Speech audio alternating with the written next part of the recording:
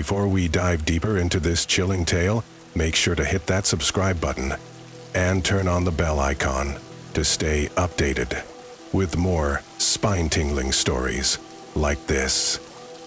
Trust me, you don't want to miss what's coming next. Santa's Shadow. The snow blanketed the small town of Frost Hollow, casting a peaceful, almost magical glow over the streets. It was Christmas Eve, and 10-year-old Lucy Parker stared out of her bedroom window, eagerly awaiting Santa's arrival. The air smelled of pine and peppermint, and the soft glow of lights from the living room seeped under her door. Yet, an eerie feeling gnawed at her, as if something was watching. Lucy's parents had told her the usual tales of Santa Claus, the jolly man in red who delivered presents to good children. But earlier that day, her eccentric neighbor, Mrs. Grimsby, had warned her of a different story. "Excuse me, sir." "Santa has a shadow," Mrs. Grimsby had whispered, leaning close with a crooked smile. "He doesn't bring gifts. He takes what's his.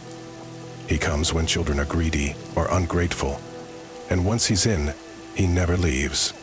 Lucy dismissed the story as nonsense, yet as the night deepened, her mind wandered back to Mrs. Grimsby's words. At midnight, Lucy heard it, a faint creak from the living room. Standing by the fireplace was a figure, but it wasn't Santa. The man was tall and skeletal, his frame draped in tattered red robes. His face was pale, gaunt, and devoid of any cheer. With hollow eyes that gleamed in the dim light, instead of a sack of gifts, he carried a long, gnarled staff topped with a blackened bell. His breath formed frosty clouds in the air, and his shadow stretched unnaturally across the room, his spindly arms reaching the corners like claws. Lucy froze. The creature turned its head, sensing her presence. "Oh, Lucy Parker," it rasped, its voice like the crackle of burning wood. "You wished for more than you deserved. Boesque. I didn't mean to," she stammered, her voice trembling. The figure tilted its head, its shadow growing darker and more oppressive. The ornaments on the tree began to shatter, one by one, their cheerful colors melting into inky black puddles. The gifts under the tree disintegrated, leaving only ash. The headlamp lighters stirred. The window wall gently shuddered. The gifts under the tree disintegrated, leaving only ash. "You invited me with your greed," the shadow hissed. "Now, I must take my payment." Lucy turned to run, but the shadow stretched, wrapping around her ankle like a cold, suffocating grip. She screamed, clawing at the floor as it pulled her closer. Her heart pounded. She froze, waiting for the sound of Maria's booted feet on the wood. In a last desperate act, she grabbed a nearby ornament and hurled it at the creature. The glass shattered against its face, causing it to recoil with a bone-chilling screech. The grip on her ankle loosened, and she scrambled up the stairs, slamming her bedroom door behind her. As she huddled under the blankets, she heard the shadow pacing outside her door, its claws scraping against the wood. "You can't hide forever, Lucy," it whispered, a sinister promise that sent shivers down her spine. When morning came, the house was silent. Her parents found her curled in her bed, clutching an ornament. But the living room told a different story. Shattered glass, scorched floorboards, and the faint smell of ash. The presents were gone, and in their place lay a single blackened bell. From that day forward, Lucy never made a Christmas wish again. Krampus's bell. The snowstorm had arrived with an almost theatrical fury, battering the small town of Evergreen Hollow. A young boy named Noah, barely 12 years old, pressed his nose against the frosted window of his family's modest home, watching the blizzard engulf the street. Christmas Eve should have been filled with joy, but a cloud of unease had settled over his family this year. His parents whispered of bills and overdue payments, while Noah sulked about not getting the latest gaming console he'd asked for. As the clock struck midnight, a soft chime echoed through the storm. Noah looked around the room, puzzled. There it was again, a faint, melodic ringing, like a small bell carried on the icy wind. His parents, exhausted and frustrated from the day's arguments, had gone to bed, leaving Noah alone with the haunting sound. I'm off. Curiosity prickling his skin, Noah wrapped himself in a thick coat and ventured onto the porch. The wind bit at his cheeks as he stepped into the snow, following the sound. His breath fogged the air as the bell grew louder and more distinct, pulling him toward the woods that bordered the neighborhood. Nestled in the snow, just past the tree line, was a small, tarnished bell on a red ribbon. Noah picked it up, turning it over in his gloved hands. The bell felt unnaturally cold, its surface engraved with strange, almost runic symbols. When he shook it, the sound was unnervingly crisp, echoing far longer than it should have. Noah sighed, contemplating how all those small bells could find so loud themselves, never speak of them in private. As he held it, a sudden growl emerged from the darkness. Noah froze, the hair on his neck standing on end. Something large moved between the trees, hulking, shadowy, with horns curling like twisted branches.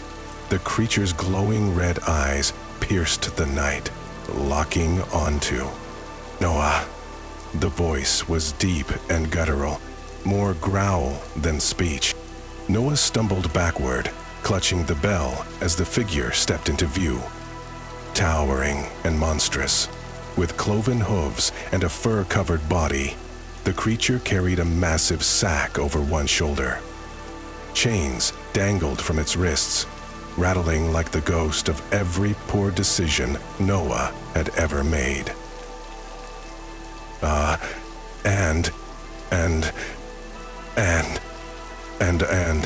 Krampus, he whispered, paralyzed with terror. The creature extended a clawed hand toward him. You took my bell, it hissed, its mouth twisting into a sinister grin that revealed jagged, yellow teeth. Then, panicked, Noah dropped the bell and turned to run, but the snow dragged at his feet like quicksand. Behind him, Krampus laughed, a guttural, bone-chilling sound that echoed in his ears. Then, an obnoxious voice. As he neared his house, Noah felt the sharp pull of the bell's power. It was in his hand again, though he couldn't recall picking it up. The door slammed behind him as he bolted inside. Krampus didn't follow, but Noah knew it wasn't over. The bell's ringing continued throughout the night, even when he buried it under pillows and blankets. This became Wessie's seance. In the morning, his parents were gone. Their room was empty, the bedsheets cold and undisturbed. The only trace of them was a note, scratched into the frost on the window. The naughty never escape. The bell sat on the kitchen table, gleaming in the faint winter sunlight, waiting for its next victim. But still, there wasn't any. The red ribbon gift. The gift. The town of West Hollow was blanketed in snow as Christmas drew near. Each house was adorned with twinkling lights, but amidst the holiday cheer, an air of foreboding lingered. It began when a mysterious red ribbon-wrapped gift appeared on the doorstep of the Pearson family. The box was small, no larger than a shoebox, with no sender's name or return address. Intrigued yet cautious, Mrs. Pearson brought it inside. The family gathered around as she untied the ribbon. Inside, they found a porcelain doll, its face eerily lifelike, with hollow black eyes that seemed to follow anyone in the room. Who would send this? Mr. Pearson muttered, but no one had an answer. Dismissing it as a prank, they placed the doll on the mantel and carried on with their evening. The story of the leopard cylinder is told in passing. In the same farm where the mother and father sleep That night, their youngest daughter Lily woke screaming. "She's in my room," she cried, pointing to the corner. When her parents turned on the light, the doll was there, seated neatly on the dresser. Mrs. Pearson insisted Lily must have moved it herself, but the girl shook her head, trembling. They returned the doll to the mantel, but unease crept through the house like a shadow. "Claire," she murmured, arranged her vibrations. The next day, the family found the doll seated at the kitchen table, its head tilted as if watching them. The red ribbon from the gift was now tied around its neck. Mr. Pearson, unnerved, tossed the doll into the trash. But the following morning, the doll was back, perched in the living room. A note written in crimson ink lay beside it. "You cannot discard me. Doll, discard me. Guess it is understood that not everything can be discarded." As the days passed, strange occurrences plagued the household. Doors slammed shut on their own. Lights flickered, despite the bulbs being replaced. A faint whispering sound echoed through the halls at night. The doll seemed to move on its own, appearing in different rooms, its black eyes unblinking. Desperate, the Pearsons called a local priest to bless the house. As he began his prayers, the doll's porcelain face cracked, revealing something pulsating beneath. "This is not of God," the priest whispered, clutching his rosary tightly. That night, the whispers grew louder, transforming into guttural laughter. The family fought to free her, but the doll's grip was unrelenting. In a moment of desperation, Mr. Pearson grabbed a fireplace poker and struck the doll. It shattered, releasing a deafening scream. The tendrils disintegrated, and Lily was freed. The following day, the family packed their belongings and left West Hollow for good. But as they drove away, a red ribbon fluttered to the ground outside their empty house, the faint echo of laughter lingering in the cold winter air. "Yeah," the trickster mumbled and urged more words. "You make that ribbon another minute and I'll squish your ass up good." Some say the doll was a vessel for something ancient, something evil. Others claim the Pearsons were cursed. But one thing is certain: when the red ribbon gift arrives, no one escapes unscathed. The Silent Carolers. It was a bitterly cold Christmas Eve in the quiet town of Hollow Pines. Snow blanketed the streets, muffling the sound of footsteps and casting a serene glow under the lamplights. Emily, a young journalist, was wrapping up her holiday assignment, capturing the essence of a small-town Christmas. She snapped pictures of the twinkling lights, cozy homes, and cheerful gatherings. But one thing stood out: a group of carolers at the far end of the street. They wore tattered Victorian clothing and carried lanterns that flickered unnaturally. Their faces were pale, their eyes hollow, and their mouths moved in silence. Emily squinted, trying to hear their song, but no sound reached her ears. Intrigued, she decided to follow them, her camera in hand. "Sing," they would often say. As she approached, the air grew colder, and the wind seemed to whisper her name. The carolers moved in unison, their lanterns casting elongated shadows that danced unnervingly across the snow. When Emily tried to take a picture, her camera malfunctioned, the lens fogging over despite the cold. "Excuse me," she called out, her voice trembling. The carolers didn't respond. Instead, they turned onto a narrow alley shrouded in darkness. Against her better judgment, Emily followed. The alley led to an abandoned church, its windows shattered and its steeple crooked against the moonlit sky. The carolers formed a circle near the entrance, their lanterns extinguished as they began humming. A low, haunting tune that vibrated through Emily's chest. Her breath quickened. She stepped closer, her curiosity overriding her fear. Suddenly, the humming stopped, and the carolers turned to face her. Their hollow eyes locked onto hers, and one stepped forward, holding out a scroll. Emily hesitated before accepting it. The parchment was old, its edges frayed, and the ink smudged. It read, "Join us, or face eternal silence." Her heart raced. She looked up, but the carolers were gone, replaced by dozens of shadowy figures emerging from the church. They wore the same tattered clothing, their faces void of emotion. Emily turned to run, but the snow seemed to cling to her feet, slowing her escape. The humming returned, louder and more oppressive, filling her ears and making her head pound. She stumbled into the street, only to find the town eerily deserted. Emily turned to the street, only to find it completely dark. The figures closed in, their silent song now deafening in her mind. She screamed, but no sound came out. Her voice was gone, stolen by the carolers. The next morning, townsfolk found Emily's camera in the snow, its last picture showing the carolers encircling her, their hollow eyes glowing faintly. Emily was never seen again. To this day, on Christmas Eve, residents of Hollow Pines claim to hear faint humming near the abandoned church.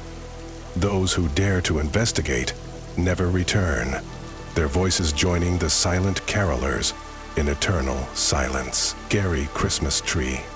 The Johnson family had always gone all out for Christmas. This year, they decided to embrace tradition by purchasing a real Christmas tree from a rural lot on the outskirts of their small New England town. The vendor, an old man with a weathered face, smiled thinly as they picked the tallest, most majestic tree on the lot. "This one's special," he muttered cryptically as he wrapped the tree. Once home, they set up the tree in their living room, its towering presence instantly commanding attention. As the family decorated, stringing lights and hanging ornaments, a peculiar sensation crept over them. The air around the tree felt colder, and its needles seemed unusually sharp, almost as if they could pierce through skin. Emma, the youngest daughter, swore she heard faint whispers coming from the branches, but her parents brushed it off, overcome by the sensation that Teagues don't seem to feel pain as much as we do. They decided to put the tree up and curled up with their relaxed little bodies and tried to sleep the night away. After a few minutes, they lay silently down to win the cushions in the room. That night, as the family slept, strange events began to unfold. The Christmas lights flickered erratically, casting eerie shadows on the walls. Emma's favorite teddy bear was found sitting under the tree the next morning, though she had left it on her bed. The family dog, Rufus, refused to go near the tree, growling and barking as if warning of something unseen. By the third night, the whispers Emma mentioned became audible to the others. Low, guttural voices seemed to emanate from the tree, uttering words in an unknown language. Ornaments swayed unnaturally, and the once cheerful glow of the lights turned an ominous red. Desperate, Mr. Johnson decided to take the tree outside. As he tried to drag it out the front door, the tree's branches whipped out, wrapping around his arm like living vines. He screamed as needles tore into his skin. The family watched in horror as the tree seemed to anchor itself to the floor, its roots splitting through the wood. That night, the whispers turned into loud, malevolent laughter. Shadows danced across the walls, taking the form of figures with long claws and glowing red eyes. The tree seemed to grow larger, its top brushing the ceiling as it pulsed with an unnatural energy. Emma, drawn by a haunting melody, wandered into the living room. She reached out toward the tree, mesmerized. Her parents woke to the sound of her scream and rushed in to find her gone, the tree's branches coiled tightly where she had stood moments before. A final, chilling realization dawned on the Johnsons. The tree wasn't just haunted, it was alive, feeding off their fear and consuming their family, one by one. They fled the house, leaving everything behind. Weeks later, the house stood vacant, with the trees glowing red lights visible from the street. Occasionally, neighbors claimed they could hear faint whispers and see shadowy figures peering out from the windows, ensuring that the terror of the Scarry horror Christmas tree would haunt the town for years to come. The Frozen Choir. The winter of 1957 was the coldest Hollow Creek had ever seen. Snowstorms rolled in nightly, blanketing the small town in a deep, suffocating silence. At the center of this icy isolation was St. Agnes Church, an aging structure with a haunting history. Its choir, once the pride of the community, had disappeared without a trace one Christmas Eve, nearly a century ago. Local legend whispered of unholy songs and frozen spirits, but few dared to investigate. Eleanor, a college student home for the holidays, had heard the tale countless times from her grandfather, who always ended the story with the same warning: never go near the church after dark. The Frozen Choir sings only for those who are lost. Care to enter here. But Eleanor wasn't afraid of old tales. On Christmas Eve, her curiosity got the better of her. Armed with a flashlight and her phone, she bundled up and trekked through the knee-deep snow toward St. Agnes. The church loomed ahead, its frost-covered steeple piercing the starless sky. As she stepped inside, a wave of cold, unlike anything she'd ever felt, washed over her. It wasn't the biting chill of winter. It was something deeper, an emptiness that settled in her bones. The pews were blanketed in dust, and the air was thick with decay. Eleanor's flashlight flickered, and she froze. From the shadows, a faint melody began to rise. It was distant at first, like a whisper carried by the wind. But it grew louder, filling the church with an eerie harmony. She followed the sound to the choir loft. There, in the dim light, stood a group of figures. They were dressed in tattered choir robes, their faces pale and frostbitten. Their eyes were lifeless, yet fixed on her as their mouths moved in perfect unison. Eleanor's breath caught in her throat. The melody wasn't beautiful. It was haunting, a dissonant hymn that seemed to pull at her very soul. She wanted to run, but her feet were rooted in place. "Join us," a voice whispered, low and resonant, cutting through the cacophony. It came from the center of the group, where a taller figure stepped forward. Unlike the others, his eyes glowed faintly, like embers struggling to ignite. Eleanor shook her head, stepping back toward the door. "I don't belong here," she stammered. "Never mind." The figure smiled, his lips cracking as if frozen solid. "But you do. Everyone who hears our song belongs." The choir's voices swelled, the haunting melody growing deafening. Eleanor's flashlight shattered, plunging her into darkness. She bolted for the exit, but the doors slammed shut with a thunderous echo. In the suffocating blackness, cold hands gripped her shoulders, and the melody shifted. It wasn't just a song. It was a scream, layered with countless voices. She fought against the icy grasp, her vision blurring as frost crept over her skin. In the suffocating graspness, cold hands gripped her shoulders, and the melody shifted. It wasn't just a song. It was a scream, layered with countless voices.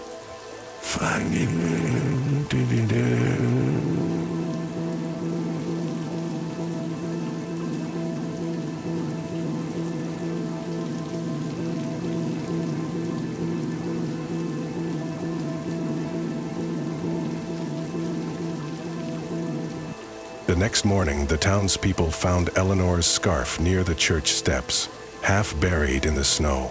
Inside, the building was empty, save for the faint sound of a hymn echoing through the rafters. To this day, the Frozen Choir is said to claim the curious, the lonely, and the lost, adding their voices to an eternal, haunting song. And on Christmas Eve, if you listen closely near St. Agnes Church, you might hear them calling, slowly, for you.